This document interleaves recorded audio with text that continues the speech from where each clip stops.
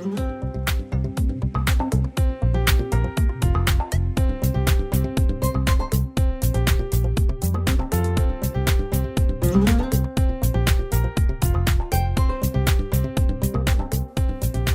to Home for the Holidays, Deepening the Learning video. I'm Dale Reeser. Here's what we've included in this additional supporting content package. We included the Home for the Holidays podcast, of course. Deepening the Learning, which includes the Home for the Holidays podcast values. There's an article we've got in the download section called My Best Self During the Holidays. And a Home for the Holidays reflection and insight worksheet. And then we've got some downloadables. You can download, of course, all of those articles there as well. But we have the Home for the Holidays value wheel, which I will discuss in a moment. And then the values map, and I will talk about that as well. We've got some online resources we'll go through. So let's get ourselves started, and you'll be good and ready to gain some insight and deepen your learning. Here's the first resource that we've included, which is the Home for the Holidays podcast values. You'll see on the screen in front of you a screenshot from that resource. And at 6 minutes, 25 seconds, we discussed the values pairing of service vocation. At 8 minutes, 6 seconds, we included care, nurture, service vocation, and empathy. So throughout those 3 sheets, you'll be able to look at and review both the values that we discussed and the definition of those values. It's a useful way to deepen the learning around the values that you may come face to face with as you go home for the holidays. The next is the article entitled My Best Self During the Holidays. Tapping into your values means taking opportunity for self-reflection. Spend time reflecting on what really matters to you and consider what makes you feel fulfilled, content, and authentic. And then prioritize those values. Identify the values that hold the most significance for you. You may value honesty, compassion, integrity, or family bonds, amongst others. Understanding your core values will provide clarity when interacting with family members whose values may differ from you. And we have 6 little pointers for prioritization and self-reflection, and they're described in greater content and detail in the article itself. But the author there urges us to maintain authenticity throughout all of our relationships during the holidays.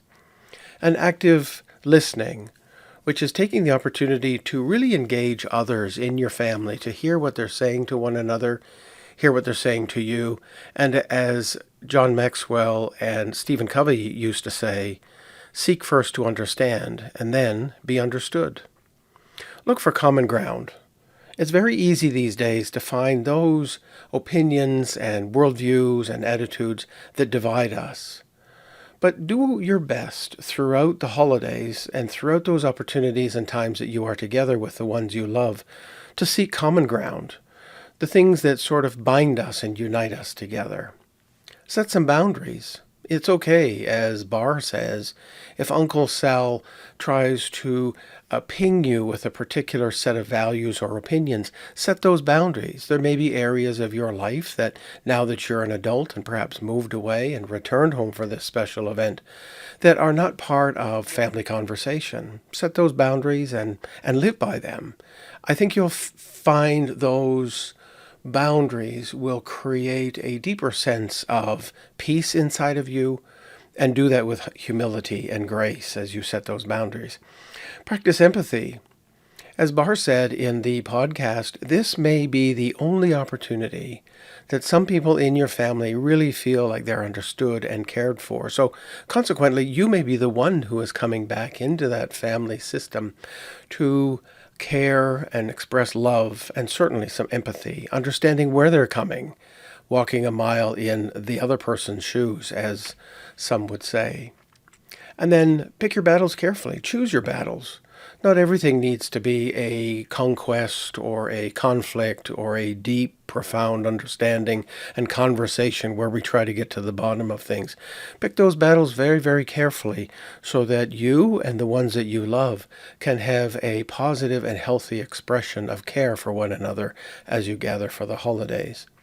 Each of these 6 items here that are on the screen in front of you are in that document. So I encourage you to take a couple of moments and review that and reflect upon that and prioritize which of the values are most important to you. We have a Home for the Holidays Deepening the Learning worksheet. And that worksheet is designed to, again, provide greater insight, but then now to go through the values that you see on the screen one by one, review the definitions of them that are included inside of the download package, and then use the lined space to make comment to yourself about which of these are going to be top priorities over the holidays. Wonder, awe, self-interest. Self-interest really is about protecting ourselves and being true to ourselves as individuals and as humans. And then being curious about what's going on with the people in your family. Who has a new job? Who has tried something and achieved something special? Who may be having a challenge that you want to sort of have some conversations around? And then being careful to care and nurture those relationships, not just with yourself, but with the people that you are meeting with and the ones you love. That's all part of being part of a family and having a sense of belonging. And perhaps for me, one of the ones that is challenging is the one around tradition, because there may be traditions in my family, you may have them in yours as well, that we say, I'm not sure why we still do this, but perhaps it's important to others as well. Honor, taking some time for play, recreation. Barr talked about that in the podcast. And then being responsible for ourselves, being people of our word. Adaptability, flexibility, as I mentioned a moment ago, expressing some empathy. These are important ones as the pressure can continue or can mount as we get together with family. Be sure to be someone who is enjoying company, enjoying one another, expressing some joy, some happiness, serving others, using the authority that we have to be honest, but not overpowering. I like being self. Being self is really about self-leadership. It's about being the person that we are growing to become, and then looking for opportunities that we can have unity, but at the same time diversity that says we all don't sort of see life the same way, but how can we be people who are unified as a family and then gain some wisdom and insight throughout. You may not be familiar with this layout of these values, so I want to run through it a little bit so it makes a little bit more sense. When we talk about values, we divide them into 4 phases, 4 human development phases, and the first is all about surviving. Safety and security are the values that you see in those 2 cells, and the worldview that is italicized, I've contextualized it to the family gathering. So the worldview here is this family gathering is a mystery over which I have no control. Matt talked about that a little bit in the podcast when he was talking about setting the table, that somehow this standard for table setting had been established and maybe wasn't sure how that all came to be. And so when we get together with our family, we want to be aware of those moments where we're feeling particularly powerless or out of control. This second phase, we see these values here, these 6 values, they fall under the worldview, the category of belonging. These are really important values as we get together for the holidays.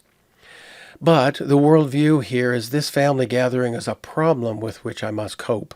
So if you bought a 3-day airline ticket to return home to family, or you drove 6 or 7 hours to get together with family, you may have that worldview that is in the back of your mind saying, this is going to be 3 days that I just have to cope with.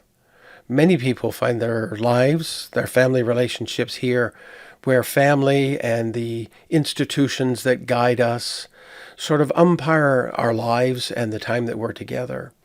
So if this worldview is characteristic of how you would see this family gathering as a problem with which I must cope, It'd be a great time to take some opportunity to reflect, do some note-taking perhaps, some reflection, and to say, how can I shift that worldview of those moments, those hours, those days, those weeks that I will be together with my family to something that we might see in phase 3, which is this family is a creative project in which I want to participate. Can you be a catalyst for change? Can you be a catalyst for empathy and expressiveness and joy and being a person of grace and serving others?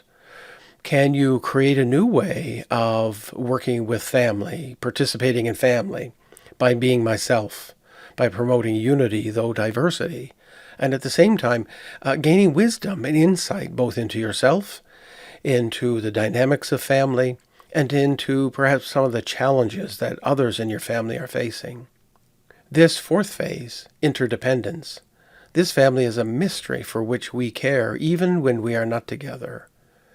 We didn't insert any values here on this fourth phase, but it could be that as you look at one of the upcoming resources, which is the values map, or even if you go online and look at thevalueshub.com, you may find some values here that you would like to insert in the worksheet and reflect upon, not just for the upcoming time you're with your family, but also when you're all home. So can we use email or texts or phone or Zoom or some of these other ways that we can connect with one another to really continue to nurture and care for the family even when we're not together? We've got some lined space on that last sheet.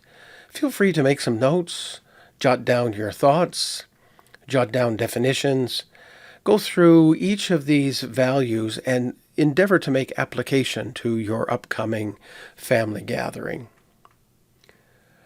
The next is the Home for the Holidays value wheel, which you can download and print. This is designed in a way that you can use these values as a handy takeaway. It's created in 2 sizes, so you could put one inside of your wallet or your notebook. It's quite small, but it might be the kind of thing that is useful to print and refer to from time to time. We've included all of the values from the previous table here on this handy worksheet. Home for the Holidays, download and print this handy reference, and it's a portable reminder of the values for time with loved ones. You might even want to review it with a loved one and say, I am particularly focusing on the following value. Perhaps it's going to be joy or service or tradition. Certainly it's an opportunity for yourself, but you might be able to share it in a conversation after the big meal or a conversation as you're relaxing together with family. We've also included a resource called the Values Map, which illustrates the 125 values that we work with. Barr had mentioned that we can only, at any time in our lives, work with 10, maybe 12 values. Here's the 125, and it might be worthwhile to go through this list and highlight some, particularly in that 7th and 8th stage, that we didn't include, but you may find particularly attractive to you. The difference between a goals value and a means value is simply this. Goals values are the values-integrated hopes and aspirations that we have, and the means values are the skills I need to arrive at my goals values. If we take a look at that third column called family, and first look at the means values like being liked, care, nurture, courtesy, hospitality, friendship, belonging. These are some of the values that we've been talking about in this video and in the podcast. Those are the skills, the values, skills that we need to arrive at the goals values of family belonging, fantasy play, and self-worth. Really those all-encompassing goals values that really lead us to that sense of purpose, of self-worth in our lives. We've got some helpful online resources that are located at thevalueshub.com. If you're interested in a more in-depth understanding of your values, visit the link called Values Discovery, or choose the values to learn more about all the values that we use. Take a few moments to read a few of our blog posts, and if you'd like to start a conversation, we'd love to have a conversation about values. I trust that this video has been a useful companion to the podcast and the resources that are included with this special presentation, Home for the Holidays. Thanks for watching.